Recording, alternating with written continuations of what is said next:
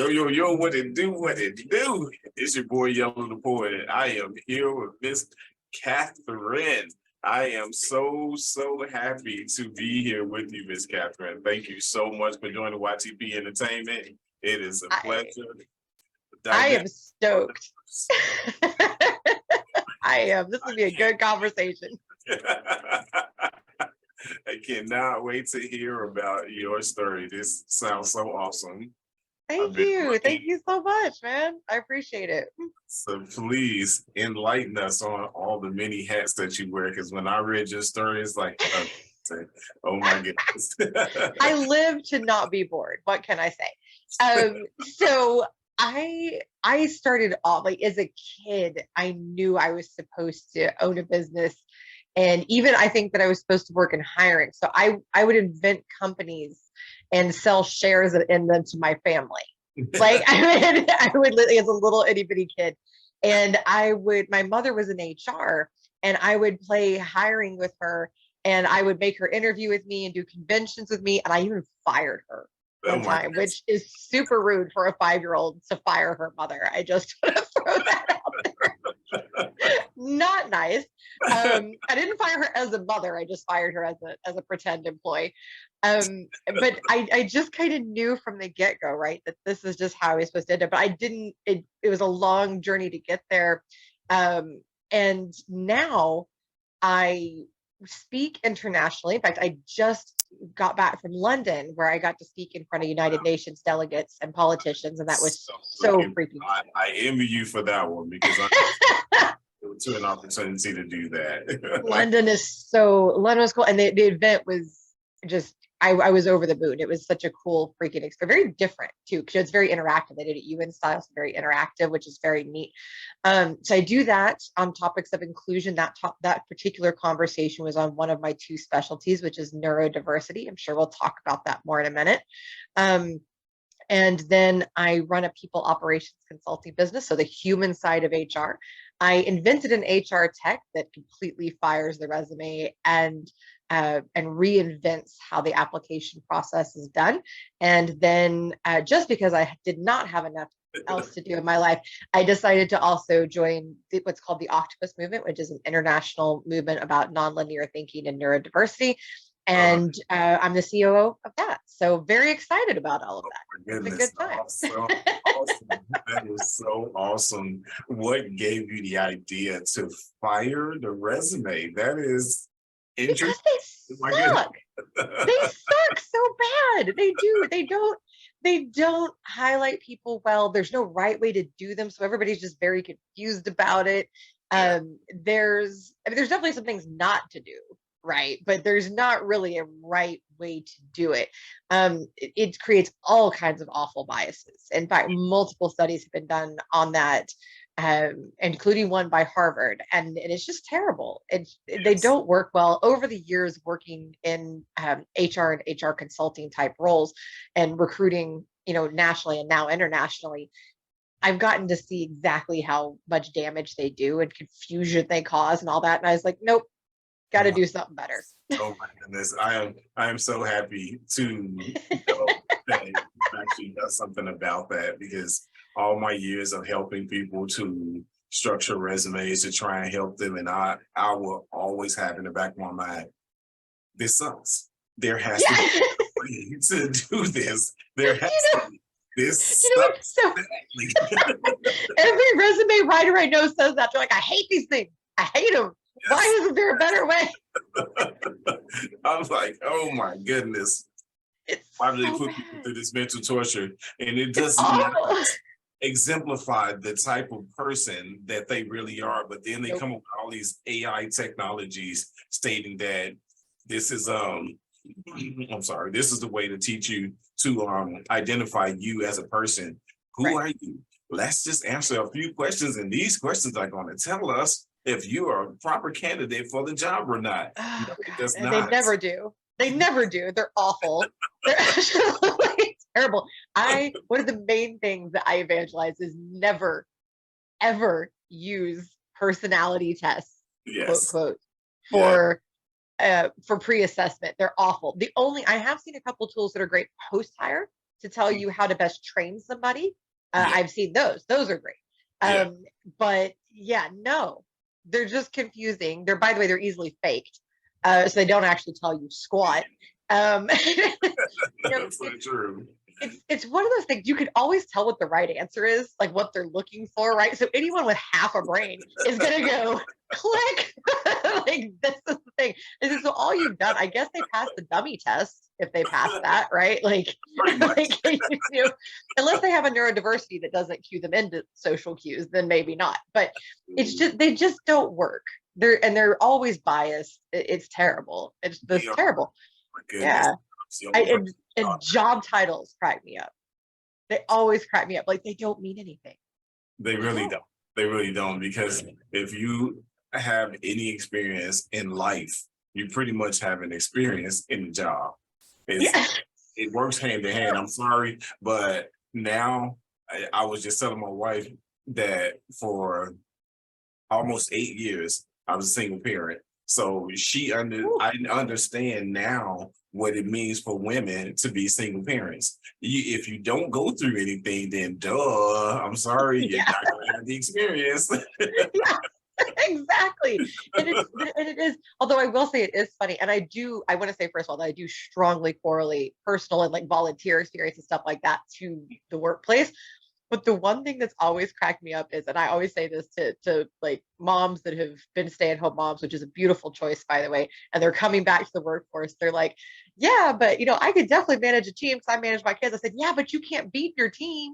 Like, and you can't put them in timeout, and you can't like you can't take away dessert. Like it's a little bit different. Like, yes, the basic skill is there, but you are gonna have to learn how to do this in the confines of the work. And then you have to learn how to work with more of a variety who have different opinions and assessments of things versus what your children's adolescent level of thinking is. It's a little different. And you're not there to mold your employees, right? Like, I mean, in a way, yes, but it's not the same thing. They're fully formed humans by the time you get them, right? So they've already got their own thing going on. You don't need to mess with all that. You need to be a psychologist to get in their brain. Exactly. And I had one woman, she goes, it's going to be hard to adjust because I hug my kids when they're upset. I'm like, yeah, don't hug your employees. Right. Don't do that. Oh well. Don't need those type of legal actions going on. Yeah, no, don't get sued. Don't get fired. It's not very fun. But to your point though, parents there are skills that you get, and especially single parents and stay-at-home parents, there's some unique skill sets that you get there. Taking care of people, being a caretaker in general. So I've had a lot of people that came from taking care of parents, grandparents, and the skills that you get there, especially if you were really on top of your stuff, right? Like one of those people like organized all the appointments and coordinate all. That's some skill. Yes, it That's is. some skill, and that's another reason I hate resumes though, because people will see a gap in employment and they discriminate against that. And that's so ugly to me, because a lot of times what you learned in that gap is paramount. It's wonderful. Yes. So you want to, and now I understand that if somebody's been out for 10 years and it's a certain type of job, you might need them to at least get some education before they come back to you. But if it's like a year or two, like calm down. They didn't lose everything in just a year, maybe too. Like they're okay. You can still interview. Ask you, what have you been doing with that? Okay. If I tell you all the things that I've done in that gap, just understand that these things are essential. That means that I did not, under any circumstances, sit on my butt and It's so true. It's so true. That's one that always cracks me up. Although I do like to phrase the question very specifically. I ask them, what did you do to keep your skills sharp, or that would tie into this position? Because not everybody wants to talk about their gap. What if it was a sad reason? And people don't think about that. I had a guy a few years back, a wonderful candidate, by the way. I helped him land a good role, and I couldn't, and it blew my mind, because if he started off telling people what happened and they held it against him, but he had the money to do it, and he took 2 years off to be with his child while he passed away. Okay. and his child had a terminal illness, and companies looked down on him for that. Wow. And but a lot of it too is just that, it was that gap. But even the ones that asked him, but I always tell people, you don't know why there was a gap, so Mm-hmm. be careful asking. Because that Yes. may, because even if they're okay to tell you, that also puts them in a different mindset. It kind So of makes. don't, yeah, it kind of takes them out of where they need to be focused for the interview. You Mhm. know what I mean? Yes, definitely, definitely. I can attest to some of the discriminatory behaviors that have been received.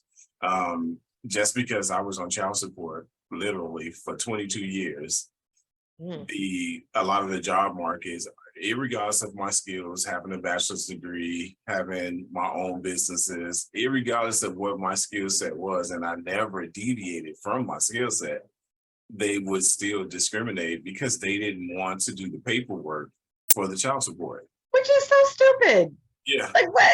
It's not that hard, by the way, folks. It's not. Here I am having to accept any type of job, which makes me look like a job hopper in order to feed my children. Because again, at this point, I was a single parent. So I had to do whatever I needed to do in order to bring in an income to keep my family afloat, keep my Which business is so, shelter. yeah. And dads get it worse too on the parenting. Now, moms get discrimination. I don't want to take away from what moms experience, but dads get it worse because we're still stuck in this idea that women should be doing this. And I had a stay-at-home dad. Mm-hmm. My dad was a stay-at-home dad. And he did work part-time, and he'd just take me along, take me along with him. Mm-hmm. Because it was teaching. He taught. And so he would just take me along and plop me down at the seat in the back of the classroom, and I'd just sit there and be quiet. But it was a beautiful experience. And not everybody has the luxury of having a job where they can cart the kid along with them, right? So be patient with these people. Like, and dads get to be dads too. Like, it's Yes. someone like to be a good parent. Who Yes. knew? Yes. I'm very active in my children's lives. Like, Good for even you. now that my children are adults, I'm still very active in their lives. They'll still call me, "Hey, Dad, can you give me some advice about this? Dad, can you give me some advice about that? Dad, I need help with something. Can you tell me what I?" And it's beautiful because Yeah. all the things that I've learned throughout my entire life are things that I'm able to help them with. Yeah. And I love it. I love it. I wouldn't change it for the world. I don't care. And I tell them, I don't care how many questions you ask me, as long as you ask and get some advice on Right. things that you don't know anything about. Yeah. Because why would you until you've done it, right? Like, Exactly. I tell them quickly, I never get tired of you asking me questions. So please don't ever think that, don't ever feel that way. Just ask.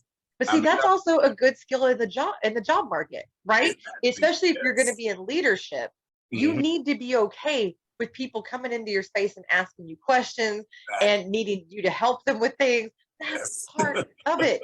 And Yes. being good at that. Now, not all parents are good at that.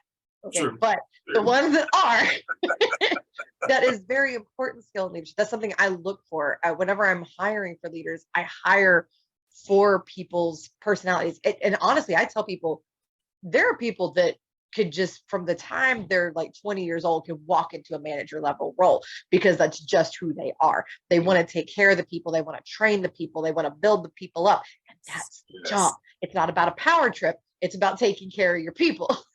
And Exactly. Thank you. it's so true. It's just like how some people are natural born parents, and then some people really have to work at it.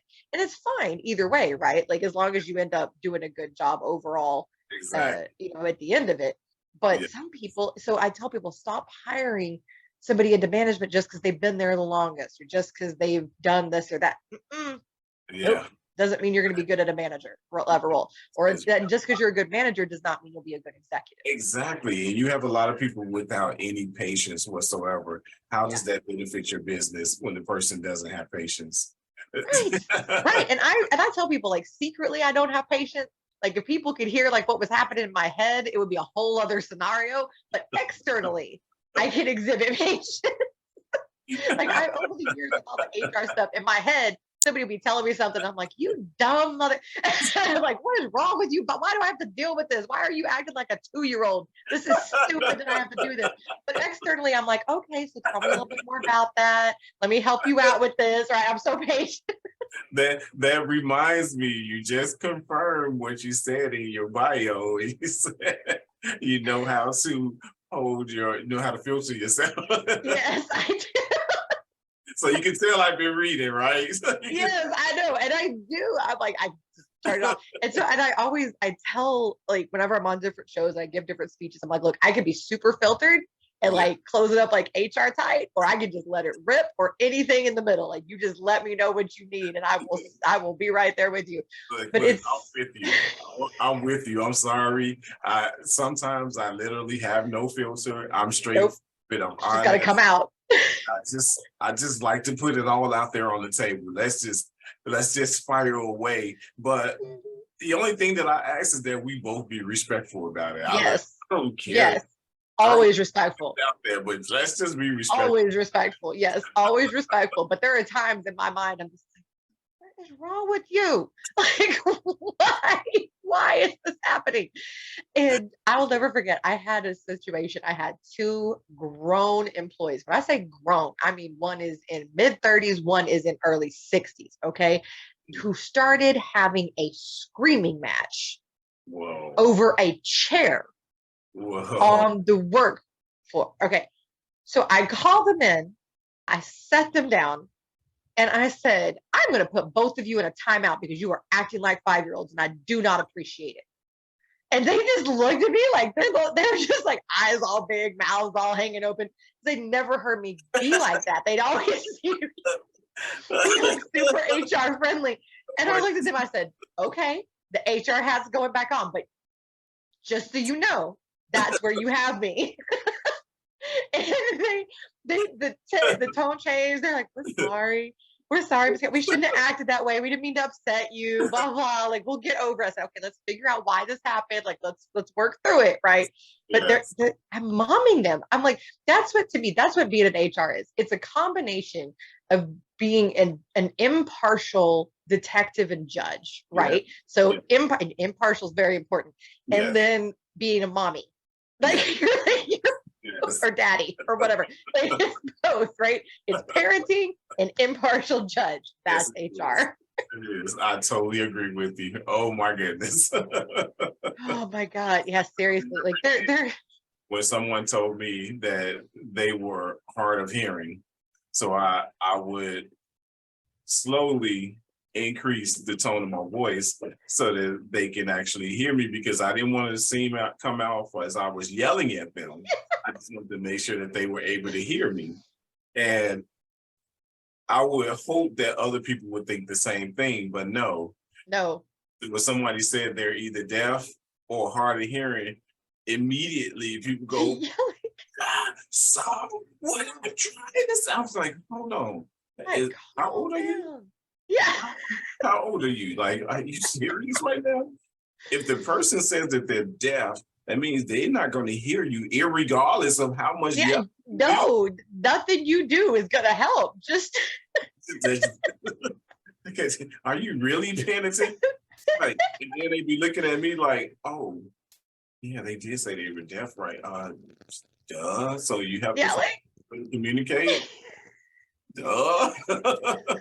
And they be like, you just come out with it. You didn't have no filter. Why should I? Did you have a filter when you were yelling at them?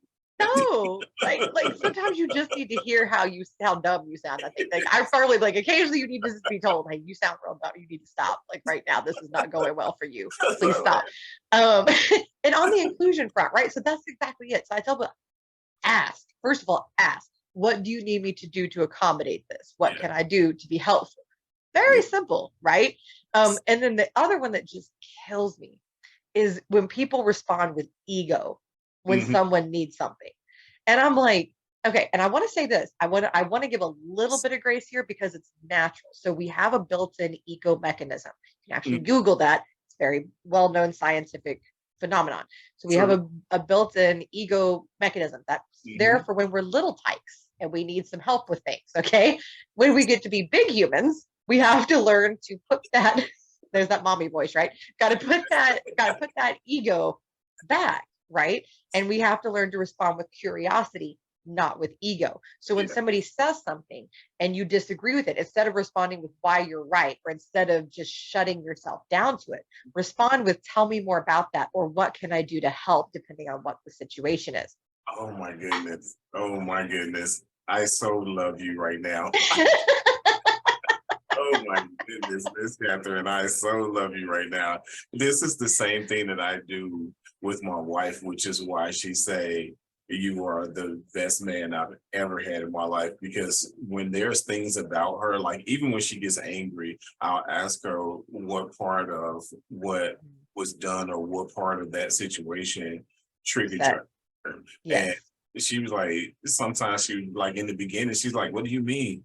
Wouldn't anybody get angry? I was like, well, hold on. You got to understand our relationship is new right now. So I'm just trying to understand what Yeah, it's trying like. to learn you. Yeah. And she was like, looked at me and she was like, I don't like you right now.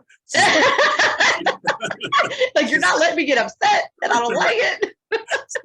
but you're right. Like, it's just, then she started explaining the little details of what made her angry. So to your point, OMG, I Yes. even teach this in my virtual gentlemen's club when I'm talking to the fellas about their temperament when they're dealing with women, children, friends, or Yes. anybody outside of themselves. I teach this to them because this is Yes. important. That's the thing. And people don't realize how much it stunts you to always respond in ego. It Yes. stunts you. And ego doesn't mean like, oh, I think I'm better than you. That's what people Exactly. think it means. That's not it. It's that I need to be right. And that's again the natural defense mechanism, but you have to turn it off. And when you do, your marriage gets better, your relationship with your kids gets better, your relationship, your work situation gets better, everything gets better. And by Yes. the way, that's also the key element to inclusion. So if you're wanting to further inclusion, that's how you do it. Stop Exactly. having an ego. Cut it out. There was Not helpful. this one saying that I learned growing up, and it was typically about ego. And he said that I-ness is the enemy to self-preservation. Yeah.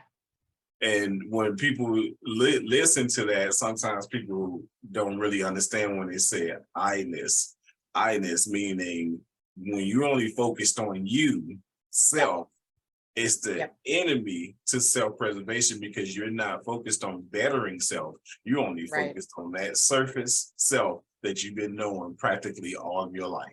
Yeah, that's not interesting. Like, and you grow, to your point, you grow so much when you start really having conversations and expanding. Like, and so when somebody presents an opinion, especially if they back it up with something, to me that's different than what I think, I dive into that like hardcore. In fact, I've had people go, what? Like what? Like, here's some links. Like I can't even talk to you anymore. Like you want too much information. Like fine, here you go. And I love to do research, so I'll like go research and I'll circle back to somebody. I researched this and blah blah blah blah blah blah blah. This is what I found. And when you respond, your mind just grows. And I love to grow. I love to learn. I love to like get scientific about stuff. I love this stuff. I love to understand other humans, and I one of the things that I love is that nobody's normal is the same as somebody else's. Exactly. Right. And so we're all just different. And that's so fascinating. And we need to just like embrace that and be stoked about it instead of being like, oh, everybody used to be that deep. Like that's so boring to me. Like, oh my goodness, I'm right, you're wrong. You don't know. No, I live this way. No. Your way is wrong. It's like, oh my goodness, are you serious? Yeah, like calm down. To Like, yourself. Yeah, listen to how crazy you sound. Like, okay, like you're only wrong if you're scientifically wrong. Like, okay, like if there is like fact of life, like there is gravity, you don't get to argue against it. Like that's right and wrong, right? Outside of that, it's all opinion, and it's all experience. Oh my goodness. And tell me what you think about this. You just reminded me of something that I told one of my coworkers. I said, your plan is for you to go from point A to point B. So everyone always says, when I get off work, I'm going to go and do this. And I tell them, I say, that's not exactly what you're going to go and do. That's just what you intend to do. Yeah. There's a difference in what you intend to do and what actually happens on your way home. If that's where your destination is, and I tell them, so technically you're assuming what you're going to do on your way home. You assume that, because what really happens, like take, for example, that light that was the quickest light that you've ever gone through may today be the longest light that you've ever gone through. Yep. But did you anticipate that in your plan to get home? No, you did not. You get into an accident on your way home. Did you anticipate that in your plan? No, you did not. You stopped at the store on your own. Did you anticipate that? No, you did not. You stopped because someone called you and say, hey, can you bring this? Right.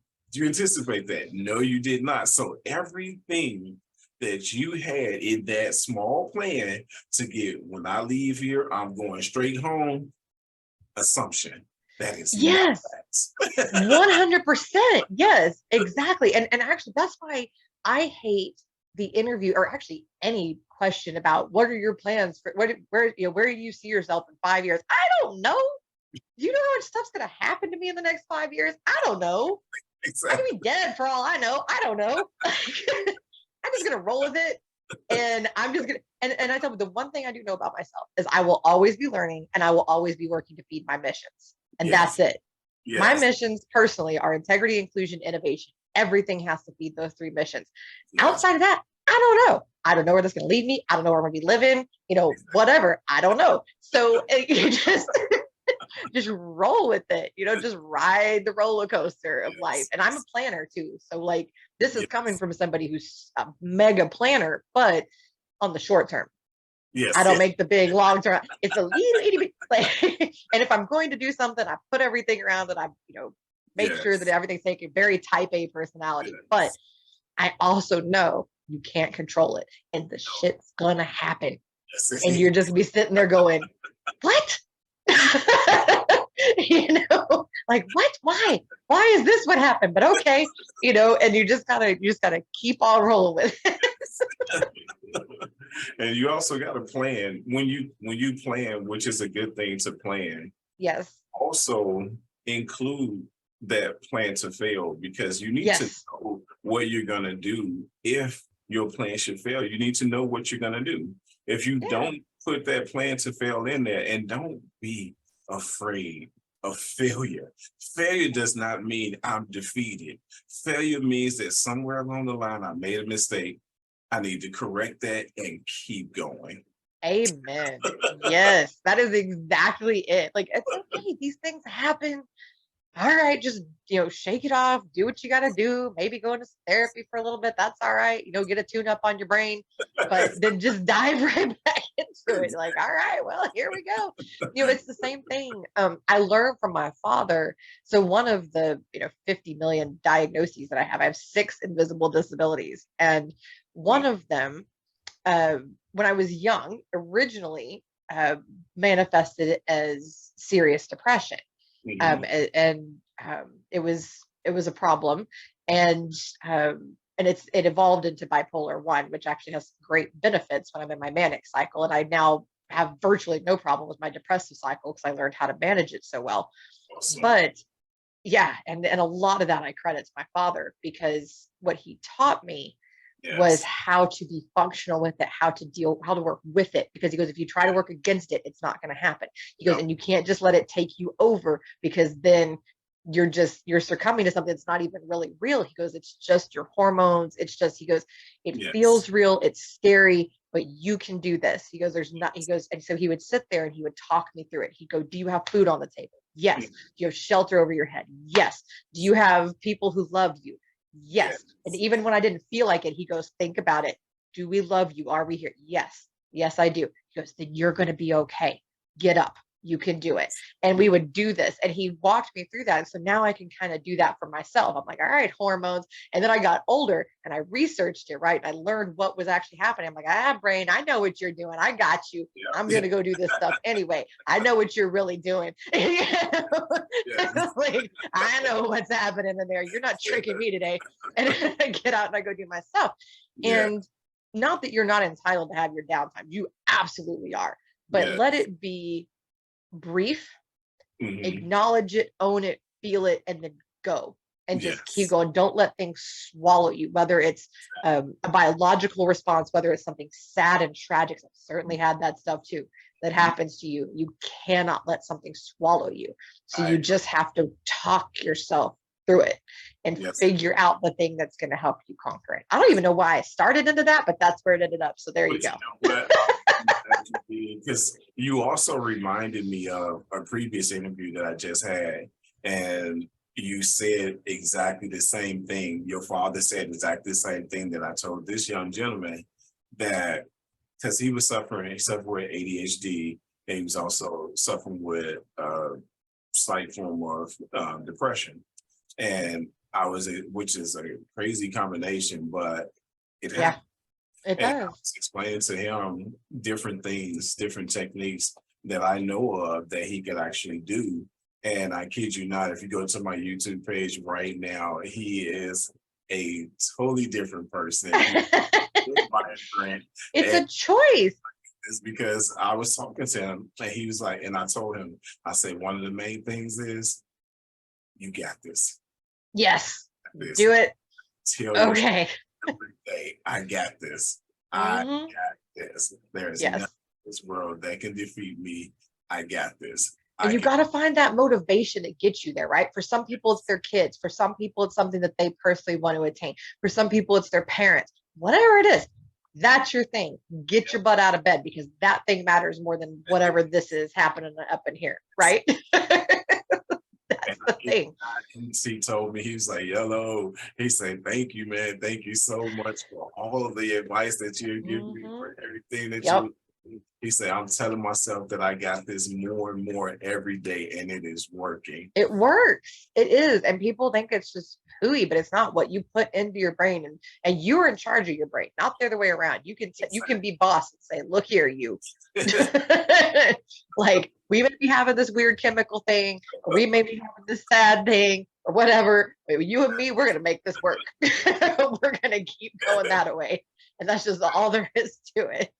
That is so true. That is so true. Oh my goodness. And it's a blessing. It's a blessing. It is. Yeah. And it is. And those days when your body hurts, or you have something just messed up happen to you, right? Like, so there are those days. There are those days that suck. And sometimes you caused it yourself, and that sucks in one way, right? That's really freaking hard. And then it's like, oh, well, I caused this. That's super fun. And then there's times, and then you got to, deal with that and cope with that feeling. But then there's times that life just happens, and something will sideswipe you, and you got to figure it out. And sometimes, again, you got to honor those feelings and have a day or two in bed, and just like, okay, it's gonna melt down for a moment. I'm gonna feel this. I'm gonna get through it. But then you got to wake up and go, okay, nope.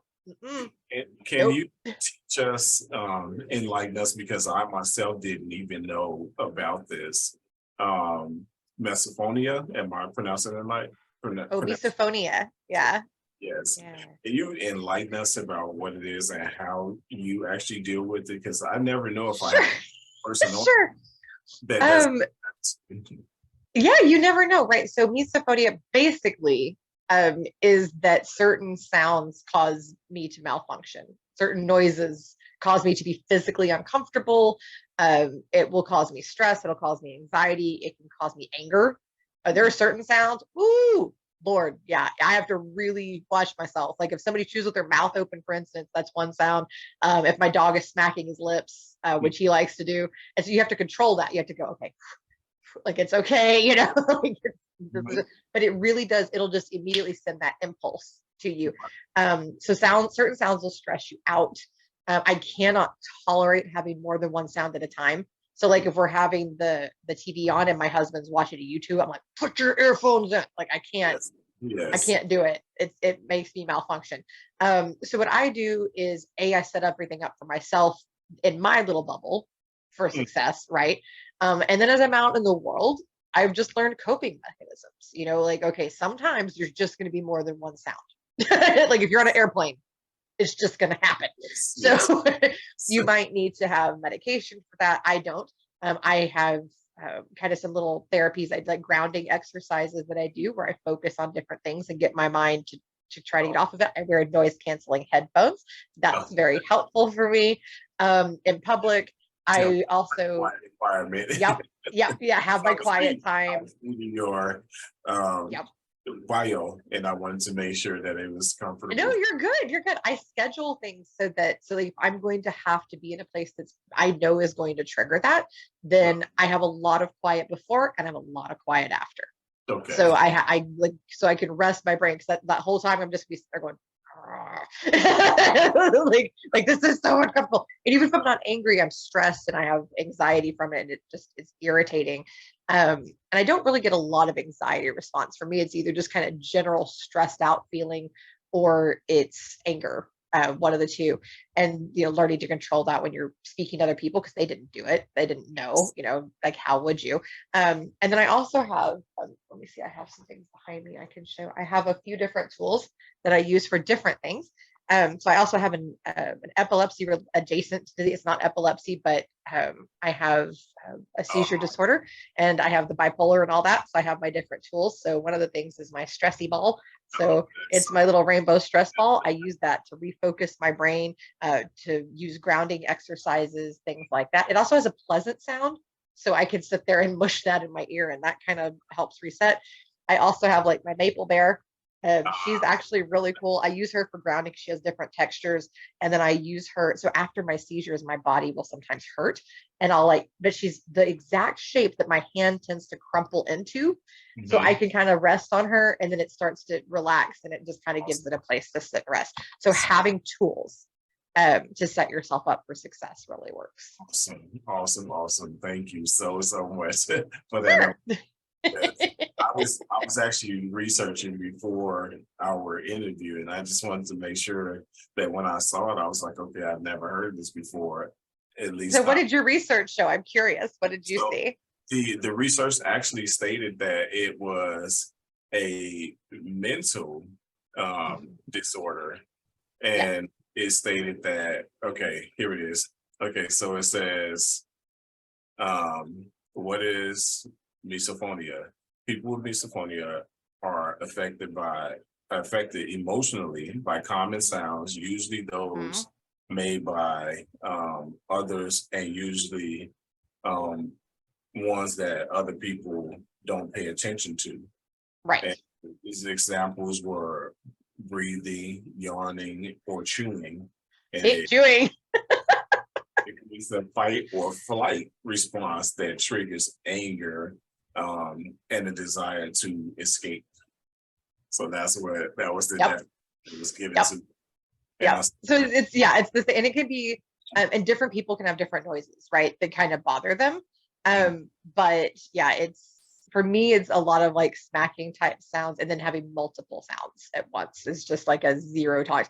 And what it is, so they've done a lot of studying on it. And yes, it is a mental health diagnosis, but they've also made links to facts with to people that have certain designs in their inner ear. And so there's also a physical component to it as well. But yes, it is a mental health disorder. And it's a weird one. I gotta say, it's a fairly weird one.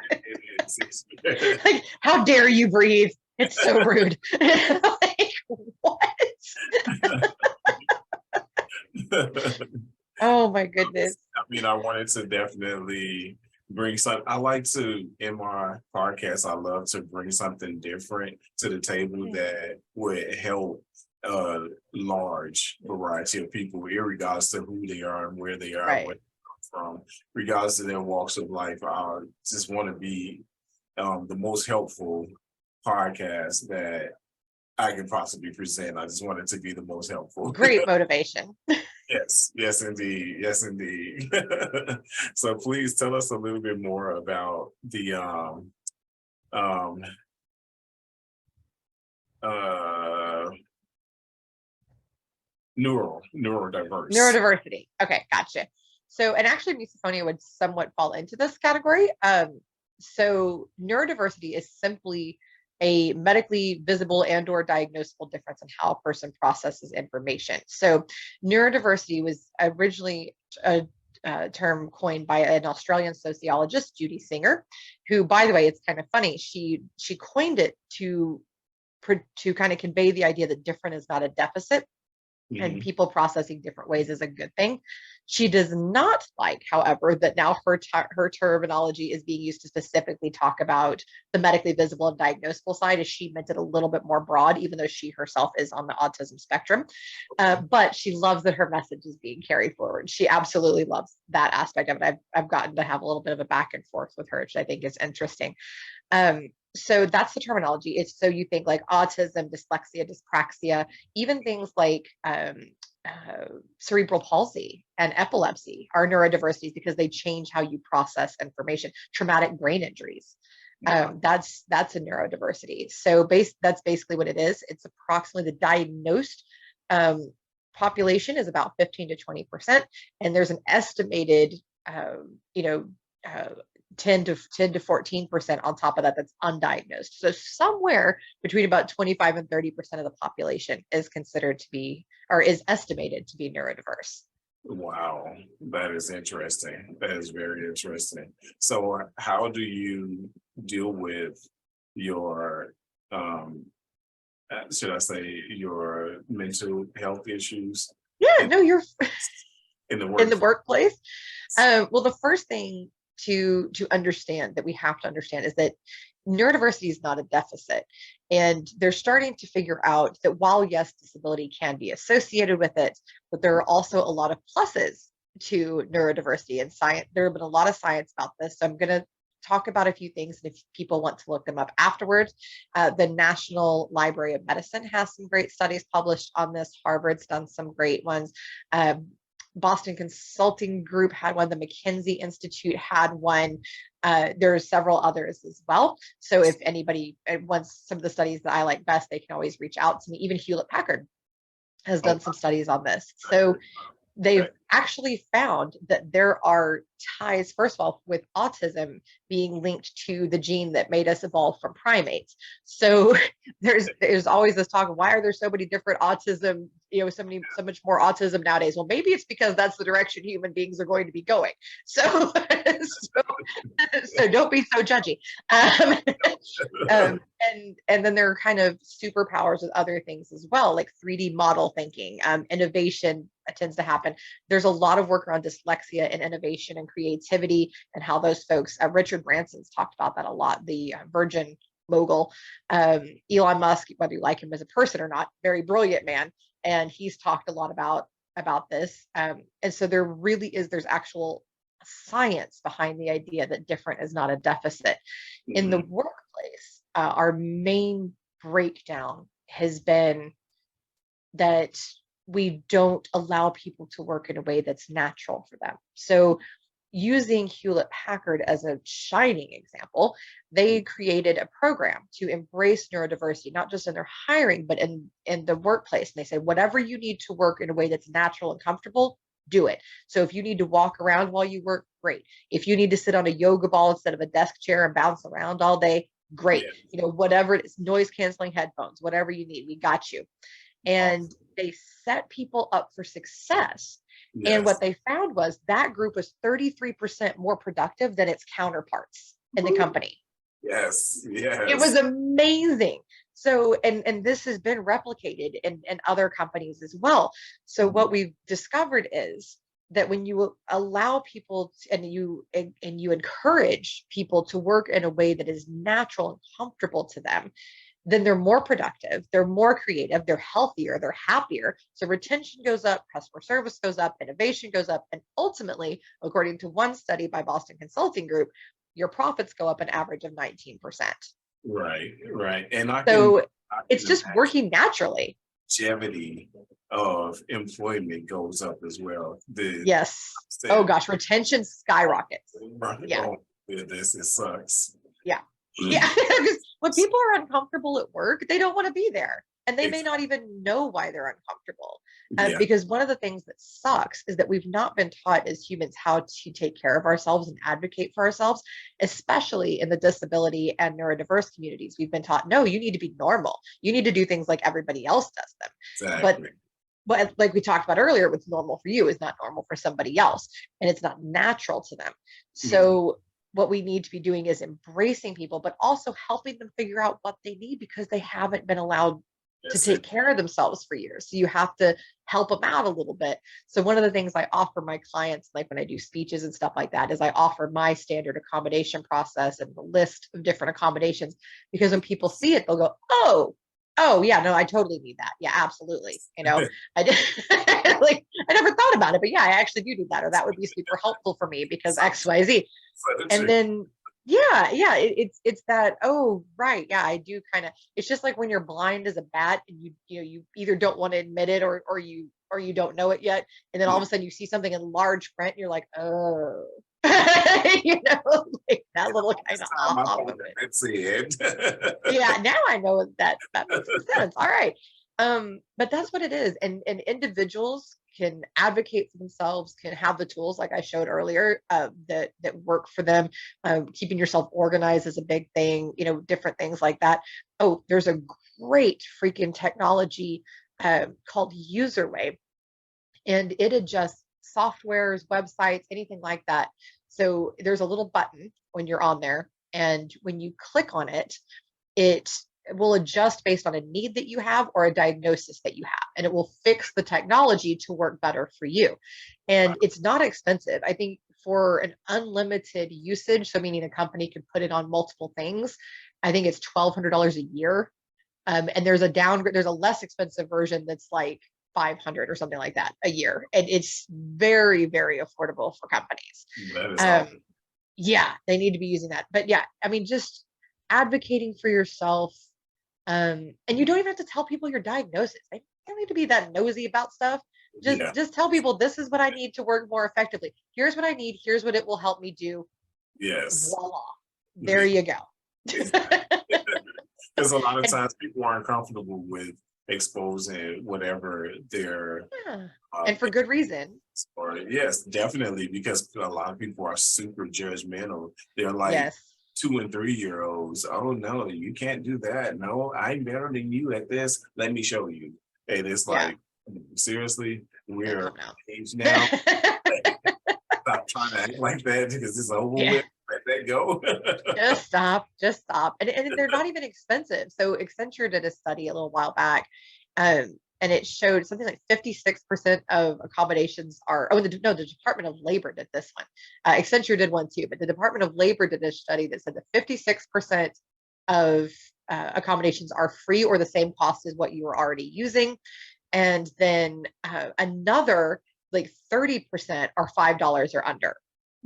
So like, how cheap is that?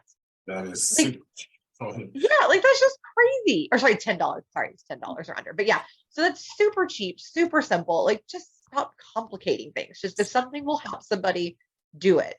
You know, break that ego defense, respond in curiosity, find out what they need, how it's going to help them. You don't need to know their diagnosis. That's being nosy. And then just help your people out. Like, how freaking hard is that? Answer, it's not. It's not. It's really that hard, especially if you're the type of person that love helping people. Yes. It should actually become second nature. Yes, it should be. Yes, and people, yet it's not, which is sad. No, I use the term "should." I had to put that in there because some people just seem to not really get it. They don't. They do not understand. That was definitely. I noticed that a lot of the things that you mentioned are also some of the things that are on your website, and it just definitely magnifies the type of person that you are, and shows that you're really, really into this whole innovation thing. I am. Yeah. Irregardless of what their status in life is, and that's something that I can't thank you enough for. Even though I haven't used any of your services or done anything with you, this is my first time meeting you. Irregardless, after all the stuff that I've read, I am extremely happy to even get the opportunity to even be in the presence of making. Oh, thank you. It's Thank you. and you name something in your bio, general empowerment. I am all for men's empowerment, women's empowerment, general empowerment, just Yes.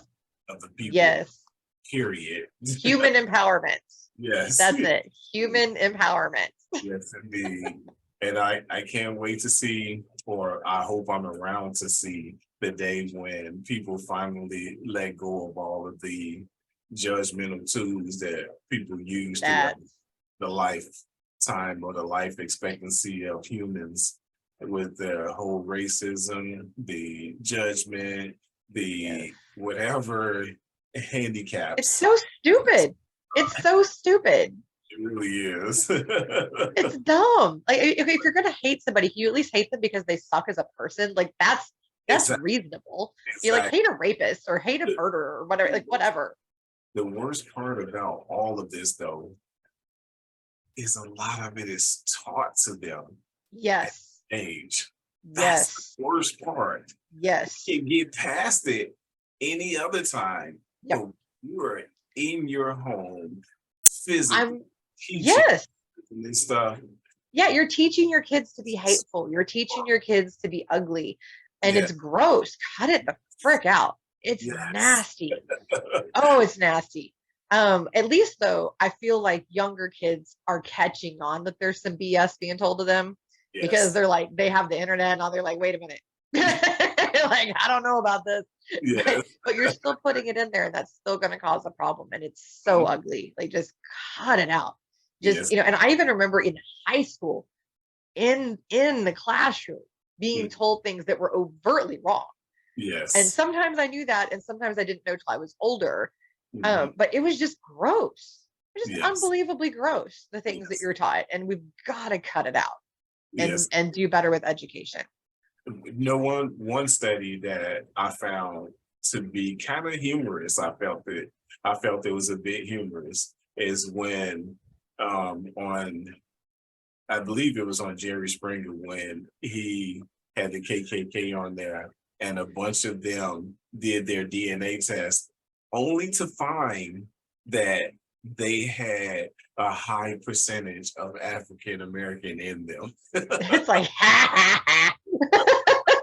like, you idiot. You know, it really, like, I don't know. I think, like, the racism's always been one too that I'm like, what? It baffles me. Like, some of the quote isms, I can at least fathom the origin, even though they're wrong and dumb and all that. Racism baffles me. It has always baffled me. It makes no sense to me whatsoever. I've never. It's the same thing with sexism. I'm like, what? Like, it just doesn't. I don't understand where you get off. Like, I guess with that one, it's just because men are physically stronger typically. I don't know, but then y'all also real dumb. So I don't. I'm just playing. I'm just teasing. I'm just teasing. No, you're fine. You're fine. How is it that they can say that men are physically stronger than women when there are women out there that are physically stronger than some men? I know, but that's the concept. Like, I guess that's the general, which generally I would say that men are, in terms of, okay, when I say physical strength, I mean, like, you can lift more weight, you can, you know, those types of things. Now, what people miss though about women is that, so men tend to have more strength in legs and in arms, right? Women have far more core strength. A woman, and a lot of people don't know this, a lot of women can walk into a gym, that have not been there ever, sit right next to a man who's been working out for years and do the exact same core workouts with him, same weight, everything. Frustrates the heck out of men, but it's true. Women have, why? Because we got to push babies out of it. So Yeah. we got a very strong core. So we actually have a lot of physical strength. It's just not where people think. Yeah. Also, much higher pain thresholds. That's just, again, that there's been several scientific studies on that. Again, because we got to birth babies, right? There's just a That's better true. need for it. So true. But yeah, it's just all stupid. Like I've never understood looking at a person and thinking, oh, your pigmentation is slightly different than mine. You're stupid. Like what? Like what? What about that equaled that? There's no math there to me. I just doesn't equate it at all. doesn't equate. I don't understand it. I'm like, what? Stop. No, don't be dumb. Like, and I perpetually strive not to be stupid. So maybe that's why, like, I don't I work hard not to like be shitty, and I work hard not to be stupid. I think it's just somewhere they missed the psyche evaluation. They didn't understand. That's it. That's it. I think A, it's lack of intelligence. I really do. And then B, I think it's also I think it's ego. I think it's ego. I think it's I need to be better than whoever you are, whatever your freaking prejudice is. I think it's ego, and I think that's what gets people. But again, break your damn ego defense, because you're about to look stupid if you don't. Like it, nothing. Once you're an adult human, nothing good comes from the ego defense. Yes. Just cut it out. Just don't do it. One thing my grandmother always said: no one will never know how stupid you are until you open your mouth. That your grandmother was a smart lady.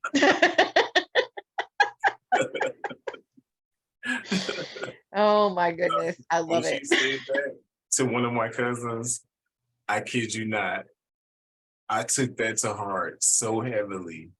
I was laughing so hard, but I took it to heart so heavily. I literally started paying more attention to the things that come out of my mouth. And I wanted to educate myself a lot more. You know why? About because you're not stupid. It's because you're not stupid. That's what it is. So hashtag racism is stupid. And it just is. I don't understand it. It makes no sense to me. I don't and you know, and we can create biases for literally anything. That's what a lot of people don't understand, is that I literally one time had a bias that I had to actively break towards people named Mallory.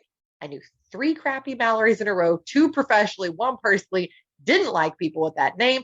I had to break that because that's stupid. That's a stupid thing. You can't just hate people based on their name. That's dumb. So I broke that bias. I put some work into it, but that's how simple it is. You have 1 or 2 experiences and that's all your brain knows.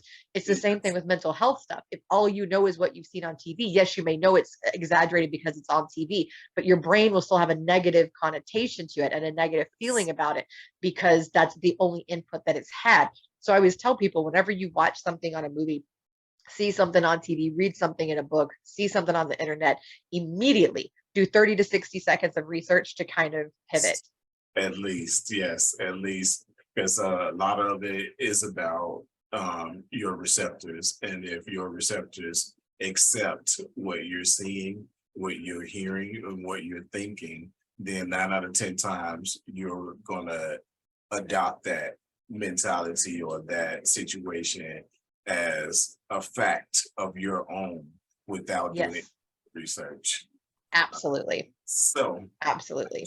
Thank you, Miss Katherine. And can you please give us 1 piece of motivational information to put us out? 1 piece of motivational information. You know what? I'm going to circle back to something that we said earlier, is that learn to break your ego defense and respond with curiosity, because when you do, your world is going to open in a way that you never could have fathomed. So true. So true. Thank you so much, Miss Katherine, for Thank you. Greatly appreciate you. It's been a fun podcast and one of the best that I've had, even in a short period of time. Thank you. My pleasure. It's been fun. And much love to you on your future endeavors. Much love. Entertainment taking us out of here. Have a great one, Miss Katherine. You too.